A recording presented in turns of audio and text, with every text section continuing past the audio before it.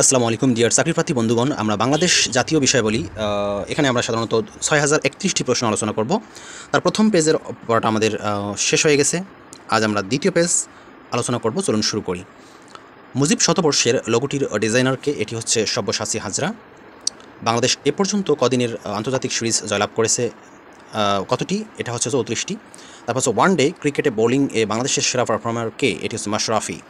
One day ক্রিকেটে বাংলাদেশের হয়ে এক ম্যাচে সর্বোচ্চ রান কত? এটি হচ্ছে ১৭৬ রান। বাংলাদেশ এ পর্যন্ত কতটি টেস্ট জয়লাভ করেছে? কতটি? এটি হচ্ছে ১৯টি। তবে সেদিন আমরা দেখলাম যে পাকিস্তানের সঙ্গে বিজয় অর্জন করে, তার এই জন্য আমরা এখানে বলবো যে ফুল প্রায় ২১টি।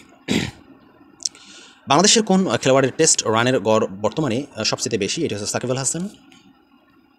বাংলাদেশের বর্তমানে সবচেয়ে প্রচারিত দৈনিক পত্রিকা কোনটি? এটি হচ্ছে বাংলাদেশ প্রতিদিন। তারপর হচ্ছে যেমন একদিনের ক্রিকেট বাংলাদেশের সর্বশেষ হ্যাট্রিক অর্জনকারীকে? এটি হচ্ছে তাসকিন আহমেদ। আন্তর্জাতিক অঙ্গনে সাকিব আল হাসান তার দ্রুততম সেঞ্চুরিটি কত বলে করতে পেরেছিলেন? এটি ৬৩ বলে করতে পেরেছিলেন। সর্বশেষ ক্রিকেট বিশ্বকাপে বাংলাদেশের প্রথম জয় পায় কোন দেশের বিপক্ষে? এটি হচ্ছে আফগানিস্তান। তো ধান উৎপাদনে পৃথিবীতে বাংলাদেশের স্থান কততম? এটি হচ্ছে তৃতীয়। সম্প্রতি কোন জেনেটিক্যালি মডিফাইড শস্য নিয়ে বাংলাদেশে বিতর্ক হয়েছে? এটি হচ্ছে বিটি বেগুন। ভারত থেকে বাংলাদেশ প্রতি বছর কত শতাংশ পাট বীজ আমদানি করে? এটি হচ্ছে ৮৫ থেকে ৯০%। চা উৎপাদনে পৃথিবীতে বাংলাদেশের স্থান কততম? এটি হচ্ছে নবম।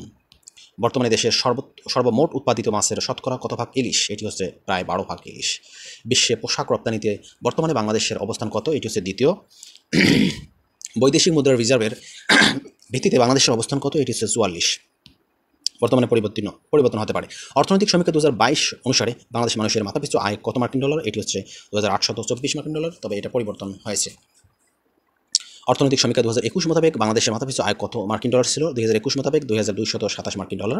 ২০২২-২৩ অর্থবছর বাংলাদেশের প্রস্তাবিত বাজেটের আকার হলো প্রায় ৬,৬৮,০৬৪ টাকা।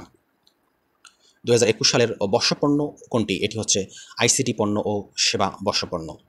বাংলাদেশ সরকার কত বছরের কর্মসূচি হিসেবে এডিপি ঘোষণা করে? এটি হচ্ছে ১ বছর। ২০২১-২২ অর্থবছরের বাজেটে প্রবৃদ্ধির লক্ষ্যমাত্রা কত ধরা হয়েছে? এটি হচ্ছে ৭.২%। ২০২১-২২ অর্থবছরে বাংলাদেশের বাজেট শিক্ষা খাতে কত টাকা বরাদ্দ রাখা হয়েছে? এটি হচ্ছে ৮৮,১৬২ কোটি টাকা। সামাজিক নিরাপত্তা আয়ে শতকরা খাতে সরকার বাজেট কত কোটি টাকা বরাদ্দ করেছে? এটি হচ্ছে ১,২৬,২৭২ কোটি টাকা। ২০২৩-২৪ অর্থবছরে বাংলাদেশের জাতীয় বাজেটে উন্নয়ন ব্যয় ধরা হয়েছে কত? এটি হচ্ছে ২,৭৭,৫৮২ কোটি টাকা। জাতীয় বাজেটে কালো টাকা সাদা করার যে সুযোগ কখন দেওয়া হয়? এটি হচ্ছে ফিসক্যাল ইয়ার 1977 অ্যান্ড 78। জাতীয় বাজেটে প্রথম কালো টাকা সাদা ও করার সুযোগ কখন দেওয়া হয়েছিল? এটি হয়েছিল ১৯৭৭ এবং ১৯৭৮ সালে। ২০১৯-২০ আর্থিক বাজেট কৃষিতে ভর্তুকি কত টাকা ধরা হয়েছে? এটি হচ্ছে ৬,০০০ কোটি টাকা। ২০২২-২৩ অর্থবছরে বাংলাদেশের ব্যক্তি শ্রেণীর করদাতাদের করমুক্ত আয়সীমা ৩ লক্ষ টাকা। বাংলাদেশের মহিলাদের জন্য করমুক্ত বাৎসরিক ব্যক্তিগত আয়ের সর্বোচ্চ সীমা কত? ৪ লক্ষ টাকা। সর্বশেষ আদমশুমারির হিসাব অনুযায়ী বর্তমানে বাংলাদেশ লোক সংখ্যার ঘনত্ব প্রতি বর্গ কিলোমিটার কতজন? ১,১১১ জন। বাংলাদেশে বর্তমানে জনসংখ্যা বৃদ্ধির হার কত? এটি ১.২২%। বাংলাদেশ অর্থনৈতিক সমীক্ষা অনুযায়ী জনগণের প্রত্যাশিত গড় আয়ুষ্কাল কত? এটি হচ্ছে ৭২.৮ বছর। প্রধানমন্ত্রী শেখ হাসিনা কবে হযরত শাহজালাল আন্তর্জাতিক বিমানবন্দরের তৃতীয় টার্মিনাল নির্মাণ কাজের উদ্বোধন করেছেন?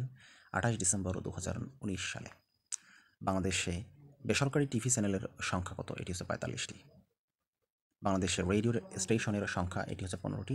দেশের প্রথম উপগ্রহ বঙ্গবন্ধু ১ এর উৎক্ষেপণের তারিখ হবে? এটি হচ্ছে ১২ মে ২০১৮ সাল।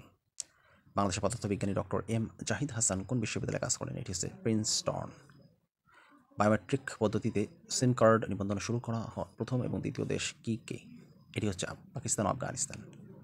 বাংলাদেশ সর্বপ্রথম ডিজিটাল জেলা কোনটি? এটি হচ্ছে যশোর। বাংলাদেশি বিজ্ঞানী আয়েশা আরেফিন টুম্পা কৃত্রিম মানব ফুসফুস উদ্ভাবন করেছেন কোন দেশে? এটি হচ্ছে যুক্তরাষ্ট্র। সম্প্রতি বাংলাদেশে মুঘল আমলের স্থাপত্যের সন্ধান পাওয়া গেছে যে স্থানে? এটি হচ্ছে কালিয়াকৈর গাজীপুর।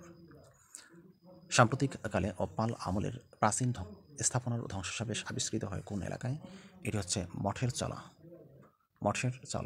ঢাকার কোন বাজারটি প্রথম ফরমালিন মুক্ত বাজার হিসেবে ঘোষিত হয়? এটি হচ্ছে মালিবাগ বাজার। কোন গোষ্ঠী থেকে বাঙালি জাতির প্রধান অংশ গড়ে উঠেছে? এটি হচ্ছে অস্ট্রিক। বাংলাদেশের প্রাচীন জাতি কোনটি? এটি হচ্ছে দ্রাবিড়। বাংলার আদি জনপদের অধিবাসীরা কোন জাতির অন্তর্ভুক্ত? এটি হচ্ছে নিষাদ জাতি। আর্য জাতি কোন দেশ থেকে এসেছিল? এটি হচ্ছে ইরান থেকে এসেছিল। আর্যদের আদি বাসস্থান কোথায় ছিল? এটি হচ্ছে ইউরাল পর্বতের দক্ষিণে তৃণভূমি অঞ্চলে। আর্যদের ধর্মগ্রন্থের নাম কী ছিল? বেদ। এর মাধ্যমে আমাদের আজকের এই ক্লাসটি এখানেই শেষ হয়ে গেল। ইনশাআল্লাহ নেক্সট ক্লাসে অন্য কোনো টপিক নিয়ে আমাদের আলোচনা আসবে ইনশাআল্লাহ। সে পর্যন্ত ভালো থাকবেন, সুস্থ থাকবেন। অবশ্যই যারা ইউটিউবে দেখছেন সাবস্ক্রাইব করবেন, আর লাইক, কমেন্ট, শেয়ার করবেন। ধন্যবাদ সকলকে। আসসালামু আলাইকুম।